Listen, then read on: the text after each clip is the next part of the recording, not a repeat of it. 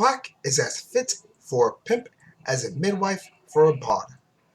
They are still, but in their way, both helpers of nature. Well, my dear doctor, hast thou done what I desired? I have undone you forever with the women and reported you throughout the whole town as bad as a eunuch, with as much trouble as if I had made you one in earnest.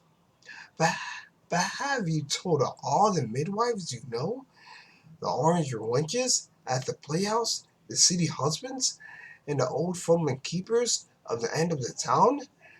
For they'll be the readiest to report. I have told all the chambermaids, waiting women, tire women, and old women of my acquaintance, and widespread it as a secret to 'em and to the whisper of the Whitehall, so that you need not doubt to spread it, and you will be as odious to the husbands, young women, as smallpox. Well, and to the married women of this end of the town, as great as the great ones, nay, as their own husbands, and to the city darners, as Adonais Robin, the of filthy and contemptible memory, and they will frighten their children with your name, especially their females, and cry, winter's coming to carry you away. I am only afraid 'tis not be believed. You told him 'twas by an English-French disaster, and the English-French Chiron, who has given me at once not only a cure, but an antidote for the future against that damned medley and that worst distemper, love, and all other woman's evils. Your late journey into France has made it the more credible that your being here a fortnight before your appearance in public looks as if you apprehended the shame, which I wonder you do not. Well, I have been hired by young Gellets to Bellingham, other way, but you are the first would be thought a man unfit for woman. Dear doctor, let vain rogues be contented only to be taught abler men than they are generally. 'Tis all the pleasure they have, but mine lies another way. You take, methinks, a very precious way to it, and as ridiculous as if we operators and physic should put forth bills to disparage our medicaments with hope to gain customers. Doctor, there are quacks in love as well as physic. Who gets but the fewer and worse patients for their boasting? A good name is seldom got by giving it oneself, and women, no more than honor, are compressed by bragging. Come, come, doctor, the risk lawyer never discovers the merits of his cause till the trial. The wealthiest man conceal his riches, and the cunning gamest his play. Shy husbands and keepers like old rooks are not to be cheated, but by a new unpredicted trick.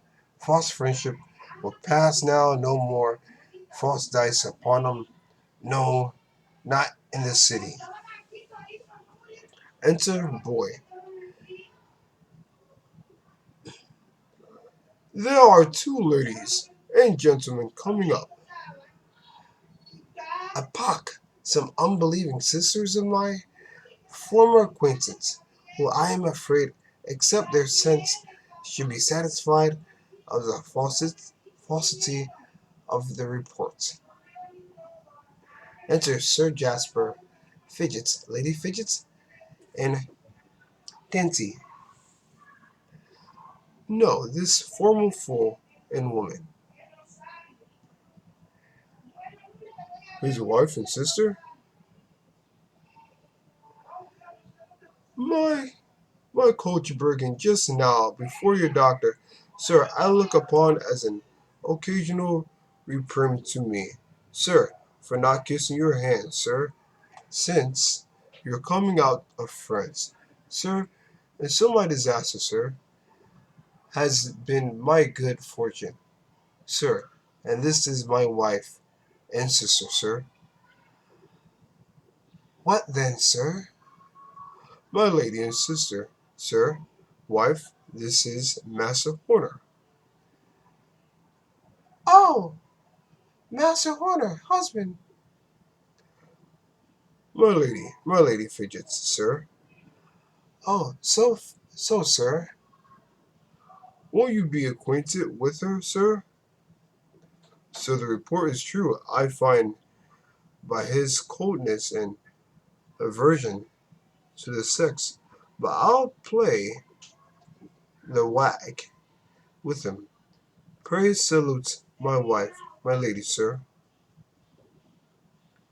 I will kiss no man's wife, sir. For him, sir, I have taken my eternal leave, sir, of sex already, sir.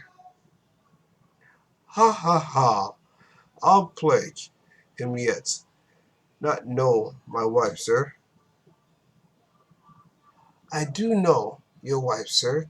She's a woman, sir, and she's consequently a monster, sir.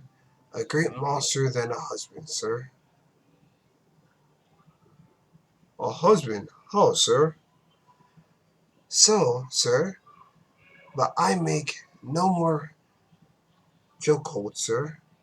Ha ha ha! Mercy, mercy. Pray, Sir Jasper, let us be gone from this rude fellow, who, by his breeding, would think he ever had been in France. Faugh! He's but too much a French fellow. So, just from analyzing, sorry, I can't see my face there. Just from analyzing the first 95 lines, this story is about Horner, if I'm pronouncing that correctly, and his conquest to obtain more women. Um, from what is described in the text, the town itself seems as if it is a promiscuous town. Um, just starting from the town's point, it is a town full of rich people, full of brothels, full of old women, just as a regular town would be in the 1600s, 1700s. Um, Horner seems like a man who would be the most promiscuous in the town. That is what he is known for, from what I could read from the text.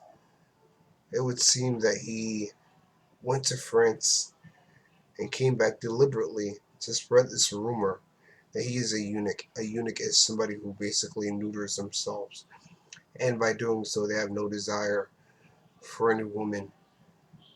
Um, it's something that happens physically. And just to get off that point, Horner does this so that he can gain more women, so he can be what is essentially um, a non-threat to all men, including husbands. Um, he is somebody who is cunning. He's somebody who is smart. He's somebody who is thoughtful in the way that he plans things. He has made sure to check everything off his list. He's a man who gets what he wants. It doesn't matter, and it doesn't matter to him necessarily who knows. Um, Quack, if I'm pronouncing that correctly, is a friend of his and a doctor apparently who goes along with this plan. Um, who, to some degree, admires Horner. Maybe not in a way of admiration as if he wants to be like him, but he admires his plan and he goes along with it. Um, Jasper is another character, a husband, and to the example of the first 90 lines, he is somebody who actually falls for this. He he's actually, I would say, he's less smarter than the woman. The women of the play seem as if they not caught wind of this plan, but they are not trusting of him. While Horner does present himself as somebody who does not want women, he's also he's also somebody who comes off as insulting to women. And being insulting to women, this actually lowers their defenses and actually makes them dislike him, which is actually to Horner's benefit. Um, that being said, Horner in this situation uh, can be in a room with a woman and they just hate him. But that is his trick. That is a ploy that he uses in order to later on seduce them in a way, in some sort of way. I have not read up to that part yet. Um, the story is very interesting. The characters are very thought out. It seems like a very good play, and it's something I further hope to read and finish. Um, Anything else on the analysis? I would say I would say yes. Thank you. That is my first 90 lines. I know I'm supposed to read up to about 75, possibly more or less. I read up to 90 because this was 95 because it was pretty interesting to me. Please leave your comments and thank you. My name is Carlos Tejeda, for all those who are wondering. Have a good day.